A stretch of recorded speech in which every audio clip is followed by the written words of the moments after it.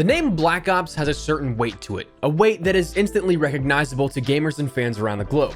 For over a decade now, that name has been a staple in providing legendary storytelling, compelling multiplayer experiences, and a zombies universe whose lore is just as legendary and iconic as the main story arcs that have been told. Since 2010, and well, honestly, talking about the universe, 2008 with World at War, the Black Ops franchise has put forth 5 entries with a 6th on the way in just a few weeks' time, and during that time, we've seen a ton of progression in just about every area imaginable with each of these games as the last decade has passed. So today, I want to take a look at the complete evolution of Call of Duty Black Ops.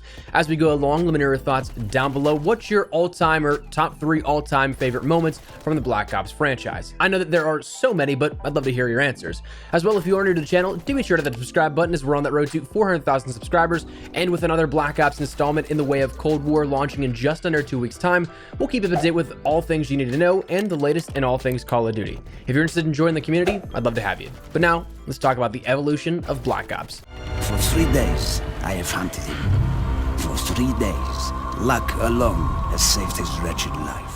While it's not explicitly in the title of the game, World at War was the prequel, if you will, to the Black Ops franchise, upholding continuity and a universe that would later be seen as the basis for the Black Ops universe. At the height of the World War era game craze, World at War would be the last Call of Duty seen in that era for many years to come, but had it not been for 2007's Modern Warfare success, history may have seen a World at War 2, given that Modern Warfare was never really meant to happen and that Activision was really pushing hard for another World War era game from Infinity Ward the year before World at War. But in 2008, World at War would see players engaging in battles across the Eastern Front and the Pacific Theater, told between the American and Soviet campaigns, following the roles of Private Miller and Petrenko fighting alongside allies like Sullivan, Roebuck, and most notably, Sergeant Viktor Reznov. The game featured iconic missions, maps, weaponry, and modes that would be reveled for years to come, etching itself in the beginning of the golden era of Call of Duty. Classic maps like Castle, Cliffside, Asylum, Dome, weapons like the MP40, PPSH, PTRS, STG-44, and others would go on to be remembered as some of the greats still fondly remembered over a decade later. Perhaps one of the most revolutionary sparks to come out of World at War, however, was a mode that nearly never made the cut. A side mode first introduced as a secret unlock for completing the campaign, Zombies, also previously known as Nazi Zombies. Introduced in the form of the classic Nocturne on Toten, making its way all the way up to Doris with Map Pack 3, even just in World at War we saw progression from a bare version of Noct with power-ups, but things like Pack-a-Punch and the Perca-Cola machines being added in DLC packs. A mode that started as a side project within the studio during development was about to spark one of the most beloved features in all of Call of Duty. I often wonder if they had any idea what they'd be creating when doing so. Mason! My name is Victor Reznov, and I will have my revenge! The first namesake introduction into the Black Ops franchise was none other than Call of Duty Black Ops.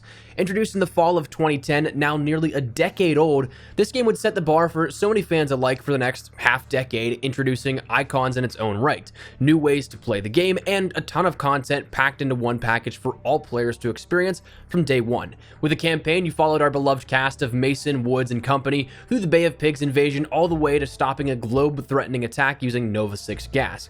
While World at War was a relatively solid campaign, Black Ops really set the tone even higher, giving players memories that would last for years to come, kickstarting a global phenomenon that was the entire Black Ops franchise. As you track down the meaning of the numbers to thwart that global crisis, you could also jump over to multiplayer or zombies. Multiplayer saw you battling it out on classic maps like Nuketown, Summit, Launch, Jungle, and many, many more, with iconic weaponry like the FAMAS, the Galil, the AK-47, the 74U, the L-86, the MP5, the Commando, and others, keeping that tone set high by Modern Warfare 2 the year before, just as high, delivering a great experience overall. Additionally, Black Ops' multiplayer was the first to introduce a few key pieces to the Call of Duty franchise that would stick around for years to come. Things like kill streaks were changed within Black Ops to distinguish kills and streak kills, with the latter no longer counting towards your overall kill streak to gain you more streaks. So if you had a streak that cost, say, 7 kills, you couldn't get 5 with your gun and 2 with your streak to earn that 7 kill streak. It had to all be done with gun kills. The combat record was also first introduced, or should I say, the in-depth mannerisms of the combat record was first introduced as we know it today, detailing far more information that you may ever even consider when playing the game and offering up an immersive experience. Finally, another huge leap forward was that of theater mode, offering a way to watch back footage, but also at a time when machinimas and game sketches were taking off, this provided creatives a way to make their own in-game films with relative ease. Zombies continued the trend that had taken off in World at War and added even more to it. Bringing in the cut World at War DLC map of Kino der Toten right off the bat, players were subjected to what would become a classic very early on.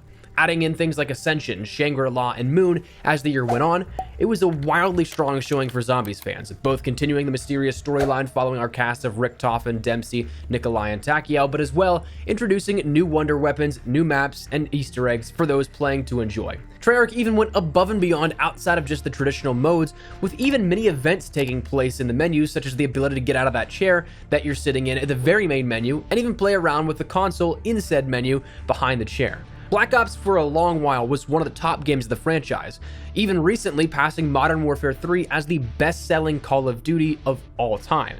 That is, until this year's reported sales figures of Modern Warfare slightly edged out that game. So for the first introduction into the Black Ops franchise, it was a truly strong showing. Murder me for Cordistie.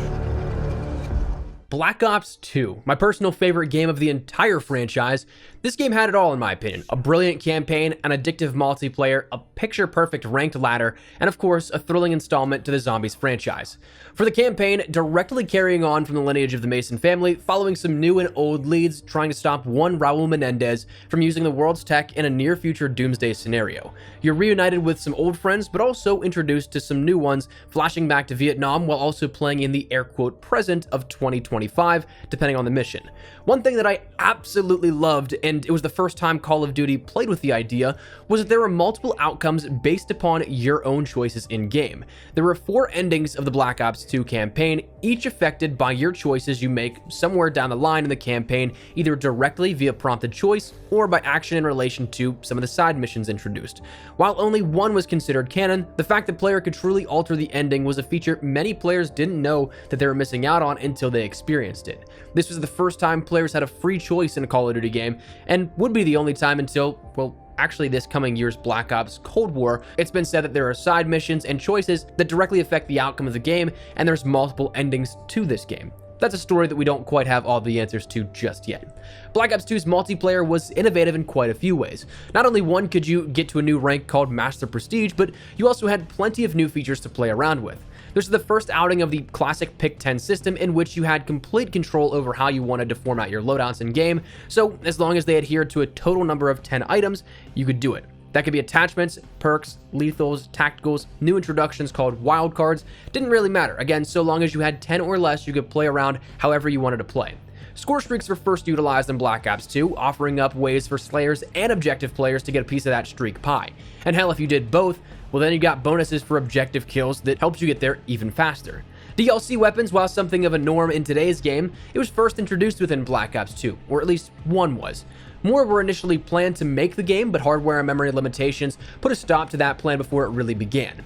But one had already made it, that being the Peacekeeper, as the first DLC weapon introduced in a Call of Duty. Along with these new items, you had the return of some classic maps like Nuketown, mixed with the new ones that became fan favorites like Raid, Hijack, Standoff, and many more, plus weaponry that was legendary enough to, in my mind, be reserved as some of the best weapons in the franchise's history alone, such as the MSMC, the M8A1, the PDW, the DSR, the Ballista, and that's only naming a few.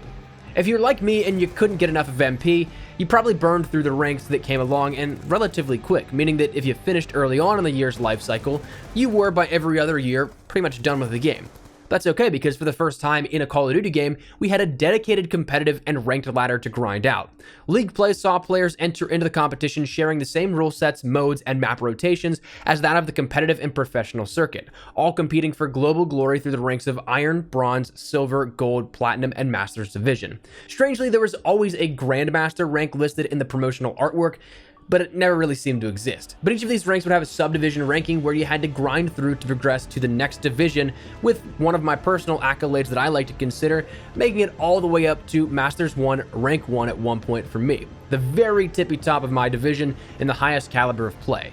Now how long I held on for it, well, it wasn't all that long, but can still say I got there. League play offered that competitive nature for those who wanted more out of the game that they loved. Zombies was again continuing from Black Ops, and with such a full offering in the last game, it was going to be hard to beat, and at launch it didn't quite beat it. Transit was a phenomenal concept, unfortunately limited by 360 and PlayStation 3 hardware, as well as perhaps just not executed in the best manner. Creating one large roamable map, it was the most ambitious project for Zombies to date that unfortunately just didn't click all that well with the community. Ironically, in recent years, more so probably due to memes, there seems to be an interest in a Transit remaster that's been popping up. So maybe many would be willing to give it another chance on next generation hardware, though as of PlayStation 5 and Xbox Series X, 2 generations ahead at that point. However, while Transit may have been a dud, the rest of the year certainly made up for it, with 3 of the next 4 maps being some all-time favorites in the Zombies community. You had Die Rise, the one that maybe wasn't so much an all-time favorite, but then followed by Mob of the Dead, Buried, and Origins, all 3 maps being likely remembered by Zombies fans fondly and likely immediately. So where the beginning may have been slow, the rest of the year to come was, dare I say, legendary, wrapping up the story in Origins, or so we thought, with an Easter egg and ending cutscene that was going to be remembered for years to come, and even still to this day. What's your name, soldier? In a frozen forest. I said, what's your name? Taylor. Black Ops 3 was an interesting game. Firstly, because it was initially received pretty poorly, mainly because it was a futuristic title continuing that advanced and thruster-based movement system of the year prior's Advanced Warfare, a game that was incredibly polarizing for the community. Some loved the changes and challenges the new movement system and setting presented, but some absolutely hated it. But when the game came out, and as the main year of support continued, it's been revered by many since. The campaign of the game likely is still one of the weakest points of the game, with many dismissing the campaign entirely because of its lack of ties to the traditional Black Ops story arc. While admittedly it is tough to link a game set 40 years later than the last game, which was already futuristic, the universe was set up and it could be done, yet there were a total of 2 callbacks total to the original Black Ops story arc. One in which Nova Gas kills Kane, and another where Raul Menendez is briefly mentioned in passing by name, and that's it.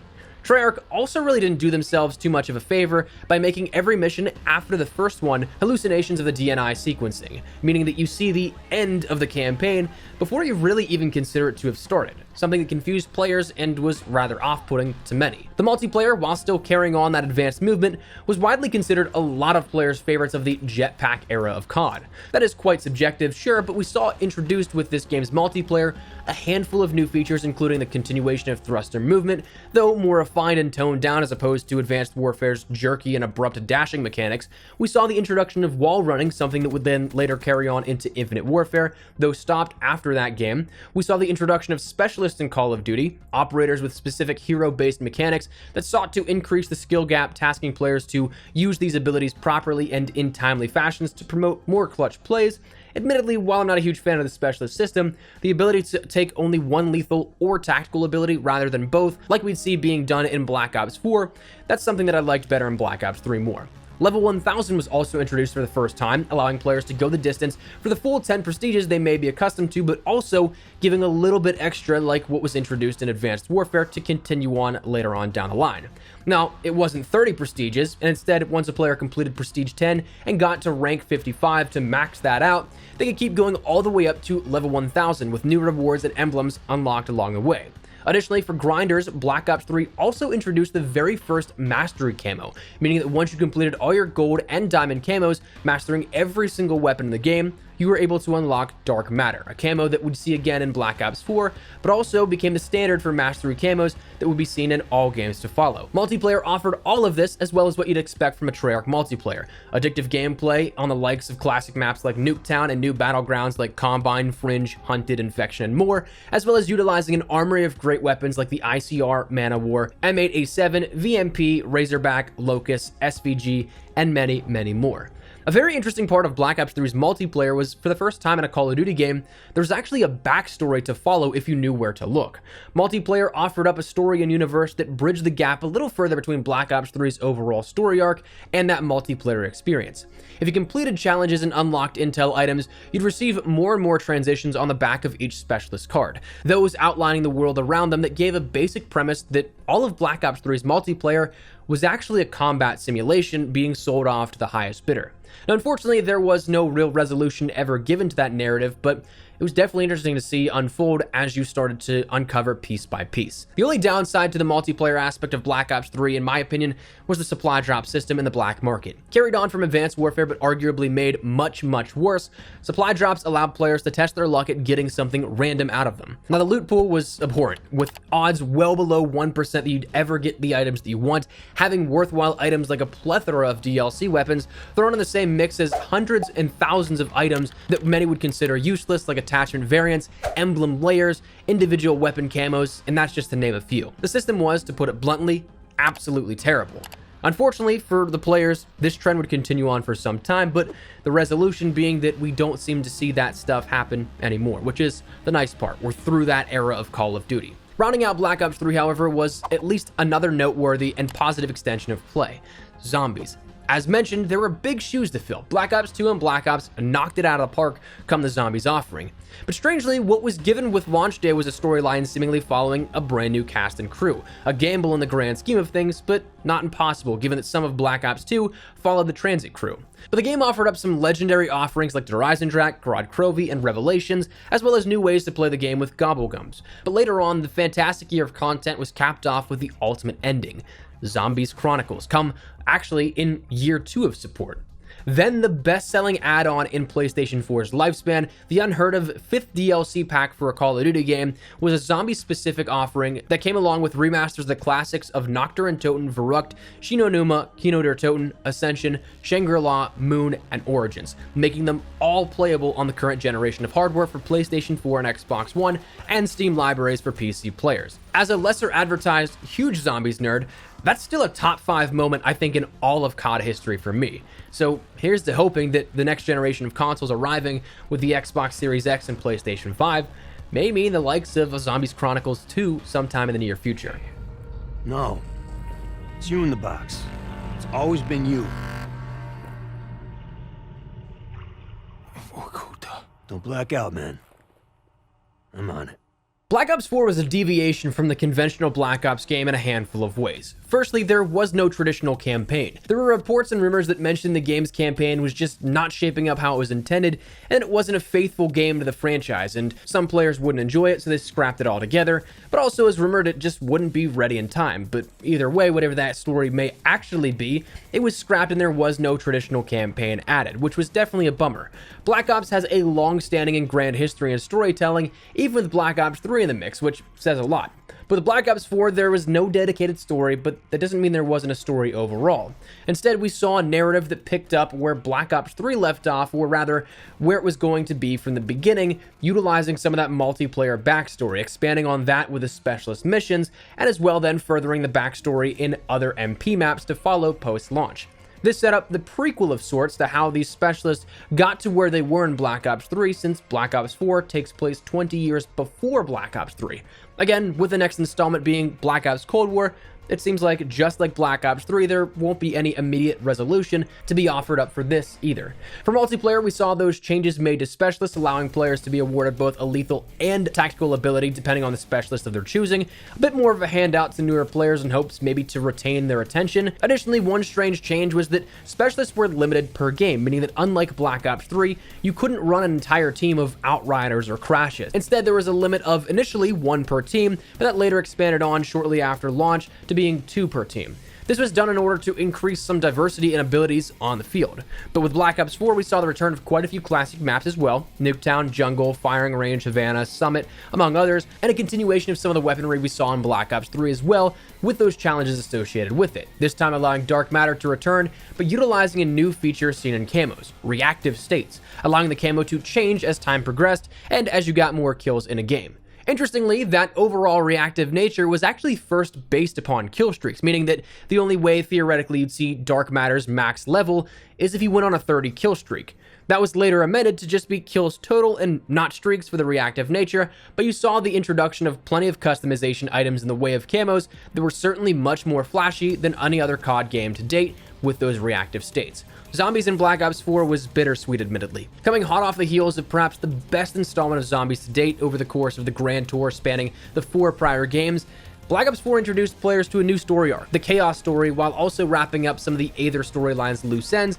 while introducing cool new maps and a new way to take the narrative direction internal support seemingly dwindled, receiving less and less support from the higher-ups above Treyarch, so much so to the point that the final DLC maps for the game were actually remakes with Easter egg ending cutscenes that were not even animated. Instead, they were just sketches that told the story.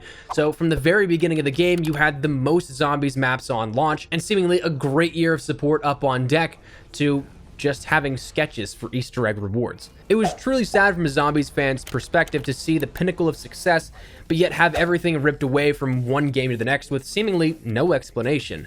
While Black Ops Cold War is going to be introducing zombies to the offering in a few weeks' time, the amount of support it will receive throughout the year and the lifespan of the game is still yet to be determined. Finally, the last offering with Black Ops 4 and seemingly making up for that campaign mode was the beloved Blackout Battle Royale mode. This was a 100-player battle royale on a map that utilized some of the best scenes in all of the Black Ops franchise. From Nuketown Island to the Asylum of Verrucht, from the depths of Buried to the hillsides of Estates, the map was chock full of new and returning locale for players to battle it out over. This was likely considered a gamble as battle royale was still prominent, but it also was at that point where many people would consider it just jumping on the craze to capitalize on the hype. Whether or not that was the case or not, the mode introduced something special. It wasn't really until this past year's Modern Warfare and Warzone that we'd see some full-on support for Battle Royale and taking it to the next level, but in many cases, I think that Blackout walked so that Warzone could run. It set the precedent for what a Call of Duty Battle Royale could be and set the tone for fans to enjoy a new type of Call of Duty experience. Airfield's just up ahead. Let's go find this shithead. Black Ops Cold War, a game that is interesting in its own right. We don't know everything about the game and its future like we do every other entry in the Black Ops franchise, but we shall soon enough. Rumored to originally be the product of a Sledgehammer and Raven game independent of the Black Ops franchise, and simply continuing that 3-year developmental cycle, the game eventually had Treyarch added to the developmental team and was thus added into the Black Ops library. In this, we look to take a deep dive into the Cold War during the early 1980s using some new faces like Russell Adler and old alike, Mason, Woods, and Hudson to track down the elusive specter that is the Russian boogeyman of Perseus, poised to change the balance of the Cold War. While we haven't had our hands-on experience with the game's campaign, we have had a little bit of a glimpse of the multiplayer, with some getting more experience than others.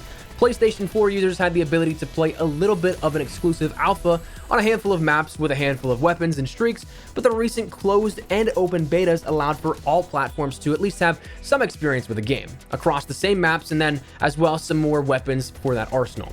While some items are likely to be revealed still, we do know that Black Ops Cold War is revolutionizing some areas of play that you may never have known you needed in COD. One big one being the inclusion of an FOV slider on console.